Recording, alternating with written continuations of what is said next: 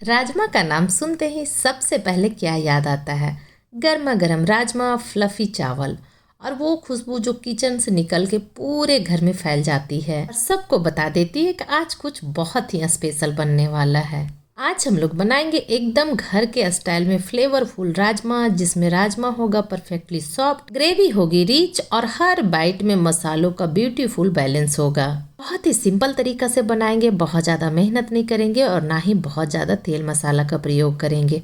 Simple तरीके से बनाएंगे लेकिन बहुत स्वादिष्ट बनेगा। सबसे पहले लेंगे राजमा को अच्छी तरह से वॉश कर लेंगे और अब इसमें सफिशिएंट वाटर डाल करके इसे सोक कर लेंगे। राजमा की रेसिपी में सबसे पहला सीक्रेट है प्रॉपर सोकिंग। जब राजमा अच्छे से सोक होता है तो बीन्स प्रॉपरली कुकिंग के लिए प्रिपेयर हो जाते हैं और हमें सॉफ्ट टेक्सचर पाने के लिए बहुत ही अच्छा हेल्प मिलती है। ये देखिए एकदम साइज में डबल हो गया है और एकदम परफेक्ट ये सोक हो गया है।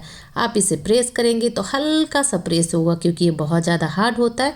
तो इसे अच्छी तरह से फिर एक बार वॉश कर लेंगे और अब हम लोग इसे प्रेशर कुक कर लेंगे। बहुत ही अच्छे से इस प्रोसेस को करना है। राजमा का जो पहला स्टेप है वो यही है, जितना अच्छे से ये सोक होगा और कुक होगा उतना ही अच्छे से आपका राजमा बनेगा एकदम परफेक्ट। तो अब इसमें डालेंगे पानी। पानी बहुत ज़्यादा नहीं डालिएगा क्योंकि इसका जो पानी है बहुत ज़्यादा न्यूट्रिशन बनेगा, मतलब जो भी राजमा का न्यूट्रिशन रहेगा वो पानी में आ जाएगा।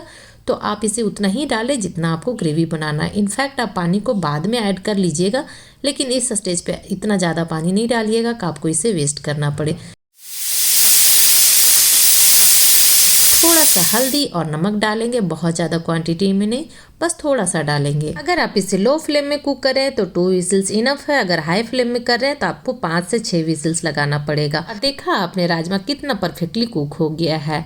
राजमा अच्छे से कुक हो गया है, तब हम लोग ग्रेवी का प्रिपरेशन कर लेते हैं, जिसके लिए मैं ले रही हूँ एक प्याज और इसे बारीक इस तरह से स्लाइसेस में कट कर लेंगे। आप चाहे तो एकदम छोटे छोटे टुकड़ों में कट कर सकते हैं या फिर इसे चॉपर में चॉप करके डाल सकते हैं, प्यूरी बना करके डाल सकते हैं, जैसा आप चाहें ऐड कर सकते हैं। पैन में डालेंगे तेल या घी और जैसे ही अच्छे से गर्म हो जाएगा इसमें थोड़ा सा जीरा और एक तेजपत्ता डालेंगे। आप चाहें तो कुछ खड़े मसाले भी ऐड कर सकते हैं या फिर अपने अकॉर्डिंग आप जैसा तड़का देना चाहें आप दे सकते हैं, जो आपको पसंद हो।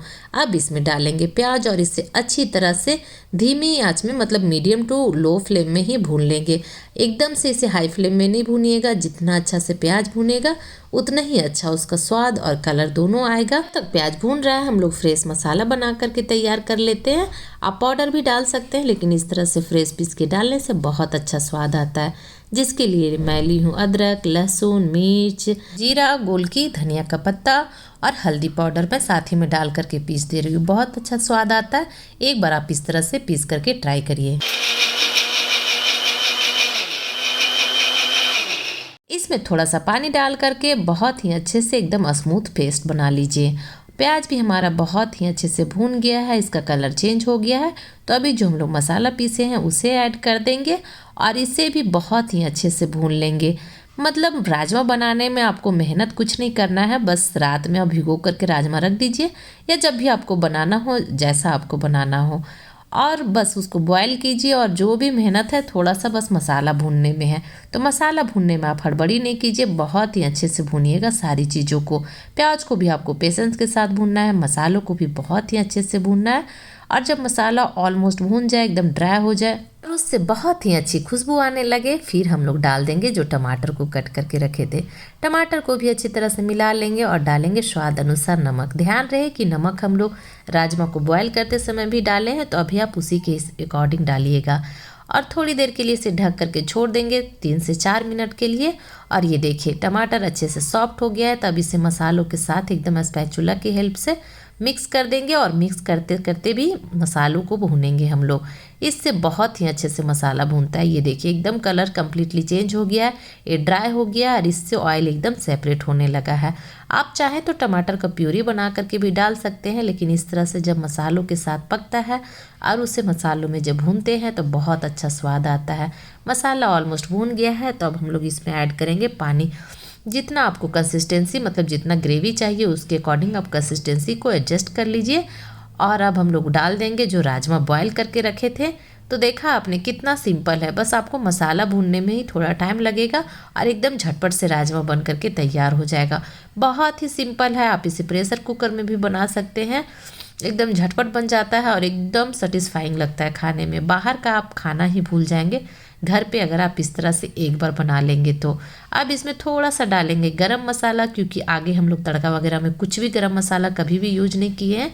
तो अगर आपको थोड़ा सा इसका फ्लेवर चाहिए तो आप इस तरह से आखिर में डाल दें। अब इसे ढक करके 5 से 7 मिनट के लिए पका लेंगे। और ये देखिए कितना अच्छा से एकदम राजमा पक गया है, मसाला भी अच्छे से पक गया और बहुत ही अच्छी खुशबू आने लगा है। अभी ये थोड़ा ग्रेवी है, तो जैसे जैसे ये थोड़ा ठंडा होगा तो ये थोड़ा सा और भी ज़्यादा थिक हो जाएगा। तो अगर आपको इसे और भी ज़्यादा थिन बनाना है तो आप इसमें पानी थोड़ा सा एक्स्ट्रा डालिएगा, और अगर थोड़ा सा सेमी ग्रेवी बनाना है तो आप थोड़ा पानी कम डालिएगा, वो अपने ऊपर है। आखिर में डालेंगे फ्रेश कटा हुआ हरा धनिया, इसे वापस से मिला लेंगे और बहुत ही लाजवाब राजमा बन करके तैयार है। और ये देखिए कितना अच्छे से एकदम राजमा अच्छे से मैश हो रहा है। जितना अच्छे से राजमा एकदम पकेगा ना उतना ही अच्छा इसका स्वाद आएगा। एकदम मसालों का खुशबू जो है, स्वाद है, हर बाइट में आपको मिलेगा, एक भी राजमा आपको फेड नहीं लगेगा। आप इसे गर्मा गर्म चावल, पूड़ी, पराठे या रोटी जिसके साथ भी सर्व करना चाहें कर सकते हैं। रेसिपी पसंद आया हो तो प्लीज़ वीडियो को लाइक करें, चैनल को सब्सक्राइब करना बिल्कुल ना भूलें और शेयर करें अपने फैमिली फ्रेंड्स के साथ। मिलती हूँ एक नई स्वादिष्ट और हेल्दी रेसिपी के साथ। आपको ये रेसिपी कैसी लगी मुझे कमेंट करके बताना बिल्कुल नहीं भूलिएगा। Bye bye.